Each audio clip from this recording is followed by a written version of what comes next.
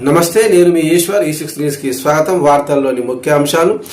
Dialysis సేవల కోసం వచ్చే పేషెంట్లకు మెరుగైన వైద్య సేవలు అందిస్తున్న జహీరాబాద్ ఏరియా ఆసుపత్రికి అరుదైన గౌరవం దక్కింది. జాతీయ స్థాయిలో ప్రతి ఏటా నిర్వహించే బేస్ సెంటర్ అవార్డు విభాగంలో ఉత్తమ డయాలిసిస్ సెంటర్ అవార్డు ఈ ఆసుపత్రిని వరించింది. ఇందులో రోజుకు సగటున 50 మంది పేషెంట్లకు డయాలిసిస్ చికిత్స అక్కడి వైద్యులు అందజేస్తున్నారు. వీరి ఉత్తమ సేవలకు గాను ఈ అవార్డు దక్కడం పట్ల జిల్లా ఇన్ఛార్జి వైద్యాధికారిని డాక్టర్ గాయత్రి, DCHS డాక్టర్ సంగారెడ్డిలు సంతోషం వ్యక్తం చేశారు.